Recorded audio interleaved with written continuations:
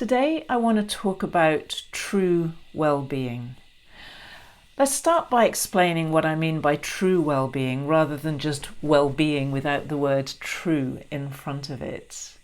I think most of us are used to the very common approach to well-being today, which is generally a set of habits and things that we need to do, actions, usually every day, that support our well-being. And typically that's things that we're all familiar with. It's eating a good diet, it's exercising regularly, it's taking care of our body, it's doing meditation. It might be taking a whole lot of supplements or other additional things on top of normal good food. And then there may be other things as well that are important for you. It might be that you do affirmations. It might be that you're working on your mindset to be more positive. There are a whole lot of other things that all sit under the bracket of well-being.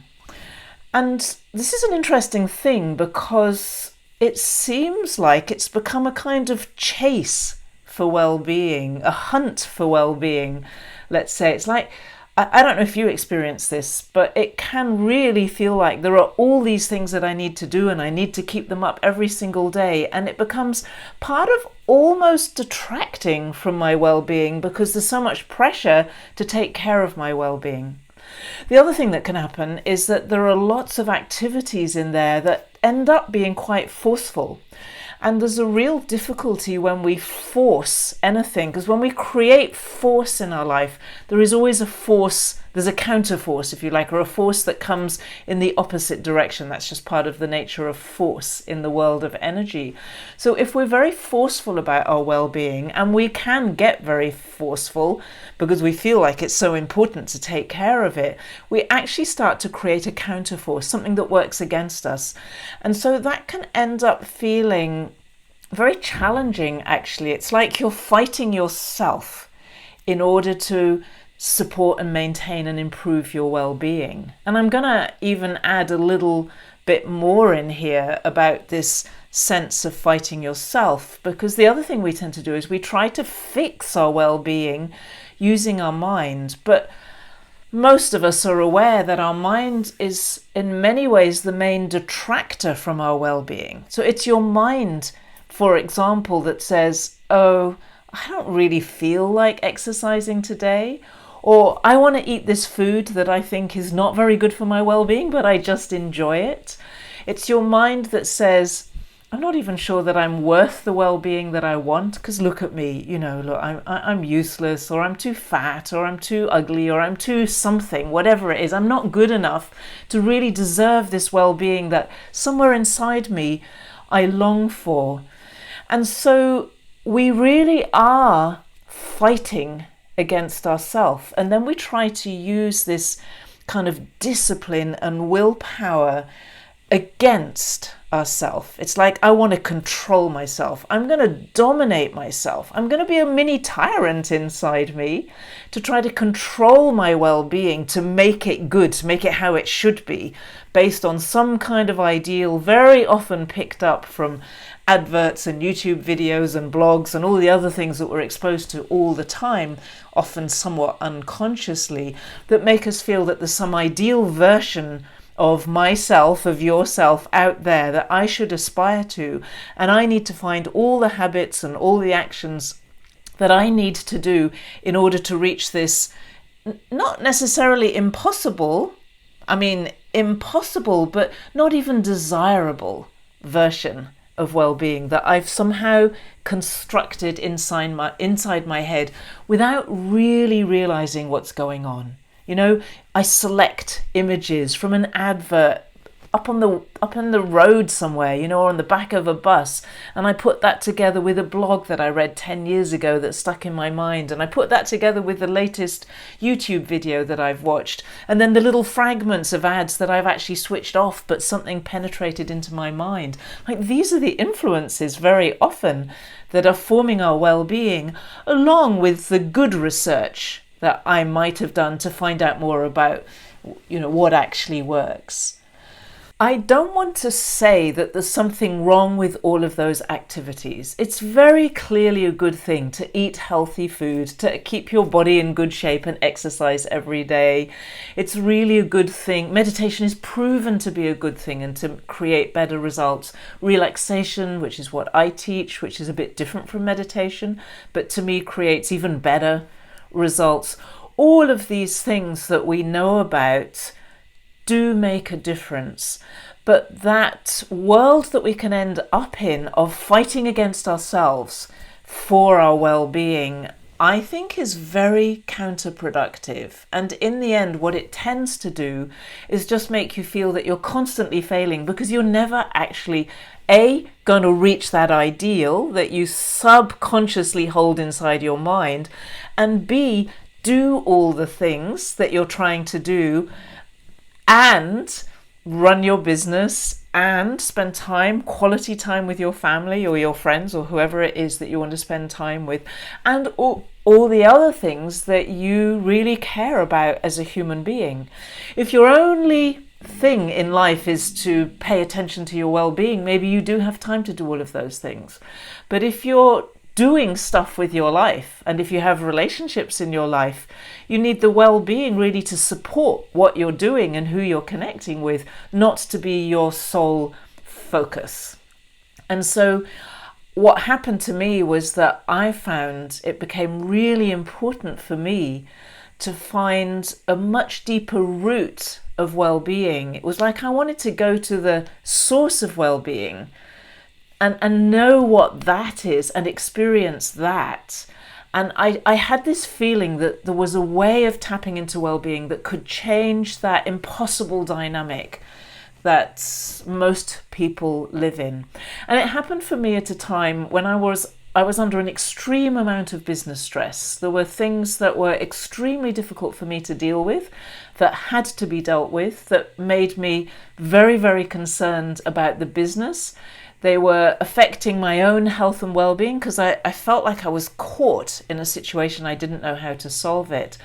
And the thing is, I already knew a lot about well-being. I'd spent 25 years teaching people about energy, about how to heal any kind of illness, how to heal relationship problems, how to heal financial problems, how to improve their business, how to get more of what they want and less of what they do want. And I've seen people over that 25 years experience massive gains in well-being. So it wasn't like I didn't know a lot. And my husband grows our own food. We eat mostly organic food. We eat really well. We exercise regularly. We were doing a lot of those things that you need to do to maintain well-being. But there can be times in life where there is such a challenge in your life, especially in business or also in relationships that you really care about, that you need something more than whatever you've got. And that was what drove me to look for a different level of well-being or a different access to well-being. And my husband Nico said to me one day, "What is well-being?" And we were sitting down on our bed and I said, "Okay, let's find out." And I started to experience almost immediately a kind of well-being that I had never tapped into before. And it came through saying the words which just came to me: "We are in the well of being." And the minute I heard those words, the well of being, something happened inside me. And I touched into what felt like the ground or the foundation of well-being. And this wasn't a well-being that was only in me, but it was in me. It was really clearly in me and available for me to experience. What I recognized very quickly is that it's also in everything. It's in life itself. It is the well-being of life itself that expresses itself through me and through all of life. And it's something that we can tap into. So I could say I tapped into the source of well-being. It's the place where well-being is always there, is always in me, and is always all around me. It's available for me, and I accessed it through this little combination of words, the well of being. And so we sat and explored that for a little while. And what happened was during the day, I think the next day, I heard the words, just kind of in my mind, saying, the well of being is a source code. It's a source code of well-being. Now, source code is not an expression I'd ever used before. I've actually never really worked with codes particularly and never been interested in them. But I got it. It's like the minute I say the well of being, right now I can feel it. It's like, oh, it touches a place in me, and whatever level of well-being I'm experiencing, it opens up a bit more of it. So I'm actually feeling really well now anyway. But in talking about the well of being, it's kind of like this spreading well-being. It's a beautiful inner experience that I know that I'm able to share with you just by talking about it. And so I started to experiment a little bit, and I started mentioning it to a few people I know who are sensitive and interested in this kind of thing. And I would say, oh yeah, I've been experimenting with the well of being. And I noticed that the minute I said those words, their eyes kind of popped. You know, when people's eyes just kind of go open like this. And what I understand that as is it's like their soul is saying, I want to know more about that. It wasn't their mind that was popping, it was their soul, it was their essence saying, what was that? I like that. I want that. And I saw people literally say, oh, I'm going to take that and use that. I'm going to play with that. It meant something to them. So I recognized that really was operating as a source code. It was tapping people directly into the ground of well-being, the foundation, the place of well-being in life that was in them, and they recognized it immediately. And then what happened to me over the next couple of weeks is that I started to experience some more source codes, and I came up with a collection of 8 of them. Now, they're not the only source codes of well-being, and they're not the only source codes in life. There are endless source codes, and we can have our own personal source codes, and we can also share some common source codes. But that 8 became the foundational source codes for a new system of well-being that I found that I was able to share directly with other people in a way that enabled them to tap into their own well-being more directly, more quickly, and more beautifully, I could say. I often use the words simple, deep, and beautiful. And that's really what it is. It's incredibly simple, it's deep, and it's beautiful. And that's enough. Like, well-being that is simple, deep, and beautiful is true well-being. Now let's go back to the story I told at the beginning about the pressure of the mainstream ways of doing well-being these days, the well-being industry, if you like. And how does this deep well-being connect with all of those habits and actions that we need to take in our life to maintain our daily well-being? The thing that changes when you're able to tap into your true well-being is that you can make choices from there. You don't make choices anymore from a place of there's something wrong with me. There's something that needs to be fixed. I've got to do all of those things to deal with this difficult aspect of my life, which is my well-being. That kind of thinking gradually decreases, it subsides, and it's replaced by a sense of well-being deep inside yourself from where you're able to make decisions. So let's just imagine this. Imagine the difference between, like, I've got to eat organic food because of all the toxins on non-organic food. I don't want those toxins inside my body. They're going to hurt me. They're going to make me sick if I eat too much. I've got to eat more organic food. I've got to exercise every day. I've got to do my strength and my cardio and my yoga and my stretching and whatever. I've got to do it because otherwise, and then there's a kind of gap, something is going to happen that I don't want to happen. Now, that is true if we never exercise and we eat terrible food. Yes, it does make us sick. It does have a detrimental effect on our body. But feel the difference when I make those decisions from well-being. So I'm tapped into the foundation of well-being, the ground of well-being inside me and in all of life. I can feel it. So I feel well in this moment. Even if there are things going on in my life that are not good and that don't feel well, I am well. Right now, I'm feeling it. Maybe you can feel it too as I talk about it. So what if I think now about what am I going to eat today? Of course, if I can eat organic food, I'm going to eat organic food. If I can eat clean, good, healthy food, I'm going to choose that from the pleasure of it, not beating myself to make sure that I do the right thing. It's just the most natural thing in the world for me to do. I'm going to choose, actually what I found gradually, and I really mean gradually, this wasn't overnight, I am tuning into my body much better so that I'm asking my body, what does it need and want and enjoy in order to feel really well and be really well? Because the honest truth is that forcing ourselves to exercise in ways that are very harsh on the body don't necessarily even do us a lot of good. We've grown up and we've been educated into a culture where exercise has become very forceful.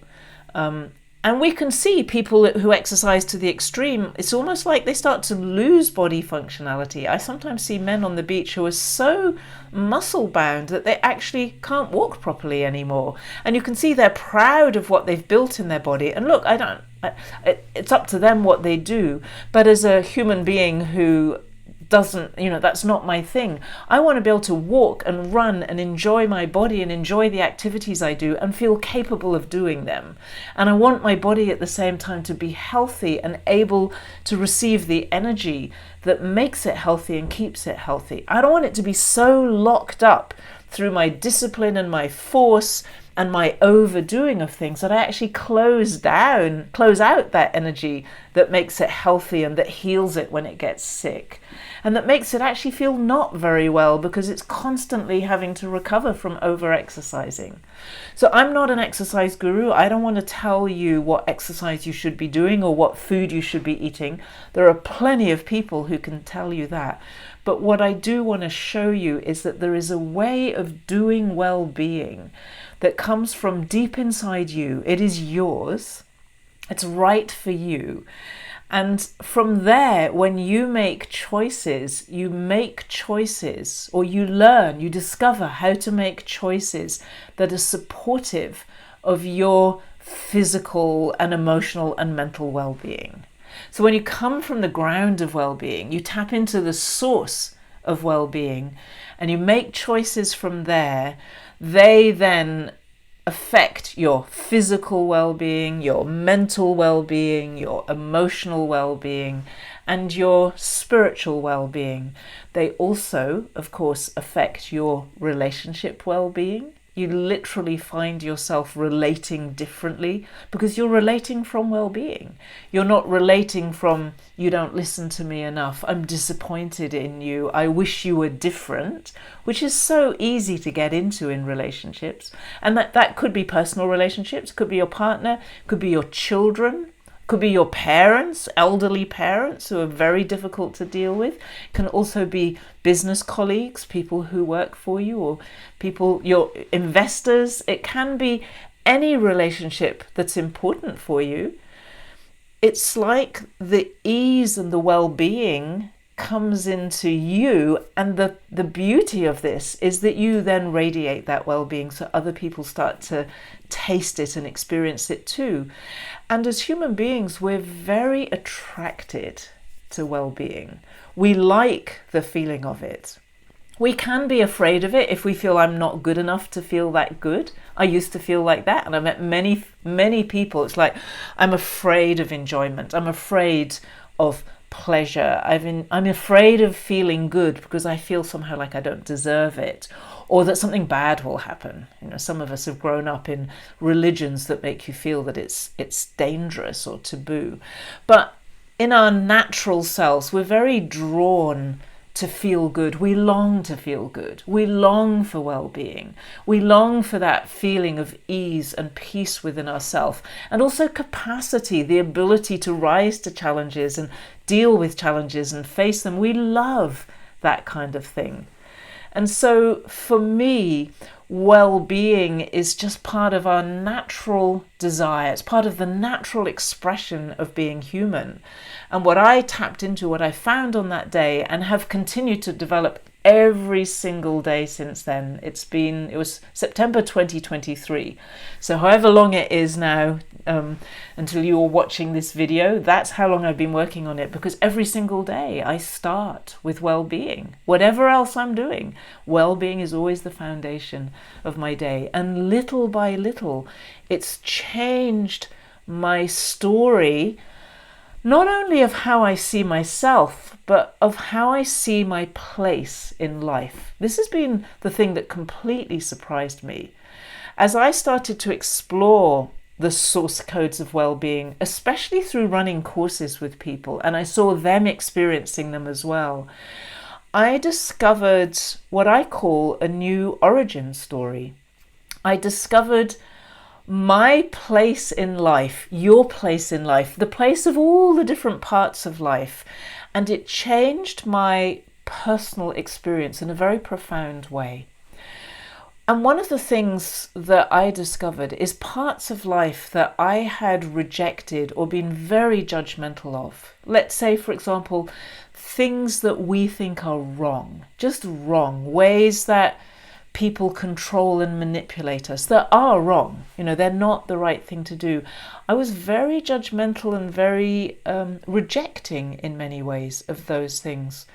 And I wanted to separate myself, like I'm a good person and that's bad. What happened in this story that kind of reworked itself through my being is that I started to understand that when there are bad things in my life, they call me to become a better person. And it wasn't like I've got to become a better person to fight the evil. It was coming from this place of well-being. It's like, I want to grow my well-being. I want to grow the well-being in the world. I want to make a contribution that is contributing to greater well-being. And I want to create wealth, not just for myself, but in my community. I want to share the well-being and create wealth so that we all benefit from it. That is the natural outcome of this kind of fundamental deep well-being, is that when we create wealth, we are naturally attracted to doing it from that place of well-being. And inevitably, what you want to do is share well-being, spread more well-being in the world in whatever way is right for you. And that will be unique to each of us because we each have our own gifts and our own contributions to make. So it had a very profound effect on my understanding of who I am in relation to life, and then how I do business. And I think for me it filled in a missing piece. I was already doing business. I was always already doing business. It was deeply aligned with my purpose. But how do I call it? I call it kind of like the warm strength rather than the cold strength. Just, that strength to master myself, that strength to face challenges, the strength to overcome challenges, the strength to keep on fighting for something I believe in. There's a certain coldness to it. It's like something you have to rally over and over again to stick in the discipline of doing business and doing life and staying as true as I can to my values and dealing with all the parts of myself that I don't like and that let me down, and the failures that happen all the time in business and in life. There's a way in which you can just kind of pull yourself together again and again and again.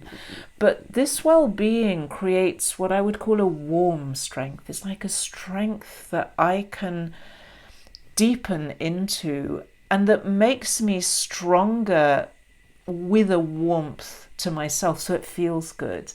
I don't have to pull myself together. It's more like I can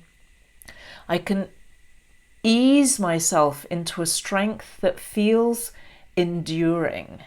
If I want endurance, I see that if I discipline myself more and more in that hard strength, ultimately my endurance is going to become weakened. I can push it for quite a long time, but then it's going to weaken. It's like people who run a lot will tend to end up getting more and more injuries, or people, any kind of sport.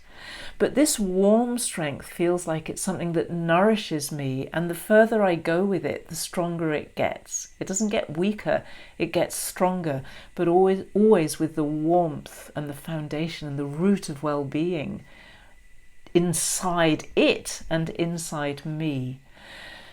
And so that becomes very attractive as a way of doing business, as a way of pursuing a mission or a purpose or something that you stand for, of growing anything, growing a business, growing a project, growing your life. Like if you can grow it with this beautiful well-being inside it, always able to access it. And look, we can forget. I forget. I can get caught up in my work and start getting into that old, very busy way, push myself too hard. But I do it less. And I do it less, not because I have to do it less, I have to take a break, but because I'm finding a better way. I'm finding a way that produces better results for me.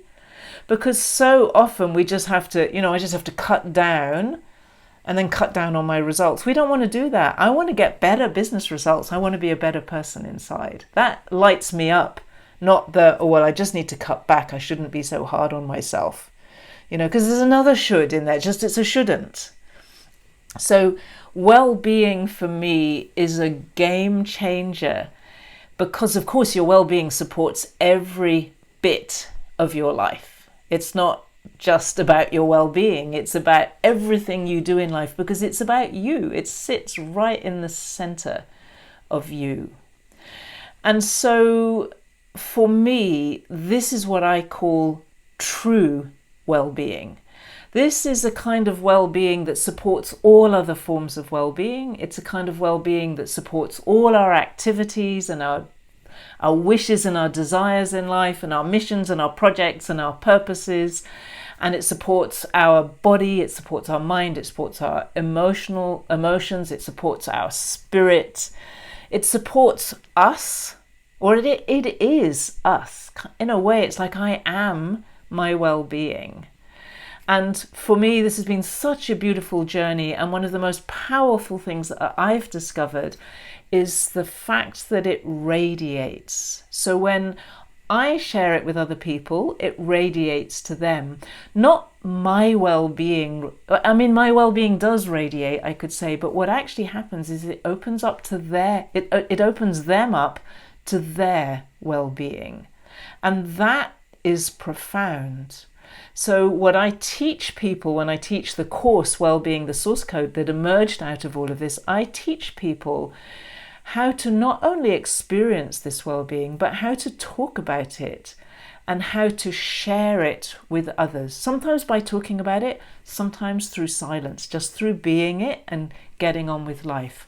And what I see, the feedback I hear, is that people's lives are changing because they bring well-being into every situation they face. And that can mean bringing it, I have somebody who brings it to all the investment situation. She's an investor. We could call her a professional investor if you like. And whenever she's working with the people who she's investing into, she brings this well-being not only to that person, but to unravel the difficult situations that they get into that impact their investors. I've seen business owners who then bring this well-being to their business, and then it unravels. It helps them to unravel all the problems that they need to solve, and it also helps them to bring this warm strength to the goals and the challenges that they've set for themselves. I've also seen people bring this well-being to their relationships and experience profound and almost immediate change in relationships, because they bring this warmth. They bring well-being to the relationship rather than all the usual demands and expectations. Their partner or their children or their parents, I've seen it in all these different cases, and very elderly people who can be very difficult. I've seen that there's a softening that comes, and relationships become kinder and more satisfying, and especially they bring you back to yourself. You find your own strength and your own self in that relationship, rather than being so dominated or caught up in the energy of the other person. So my invitation to you is to learn about well-being. If this speaks to you, if you feel like, oh yes, that's actually the well-being I've always been looking for, that's what I was looking for when I tried all of these different things, then my invitation is to come and experience it. The way I share that is through a course which is deeply experiential, that is called Wellbeing, the Source Code. And in that course, I literally teach you how to access the source codes, the 8 source codes that I mentioned a little bit earlier. I teach you how to speak your well-being, literally how to express yourself from that deep place of well-being, rather than the normal mental place where we tend to express ourselves. And then I teach you how to share well-being with each other in small groups. You have a session every week where you talk in small groups. I give you a topic to talk about that I know will work. And people have the most remarkable experiences in those groups because they feel so connected with the other people. It's like you create this beautiful radiance of well-being in your small group. And when you learn how to do these things, experience it for yourself, speak it from well-being, and then share it with each other, you have the foundation for growing your well-being for the rest of your life, bringing it into every aspect of your life, your health, your relationships, your business, your finances, and any other area of your life that is important for you. So if that's what you want, please sign up for Wellbeing, the Source Code. You'll find links and resources below. And I would love to share with you how this really works so that you can have your own deep experience of true well-being that you are able to grow.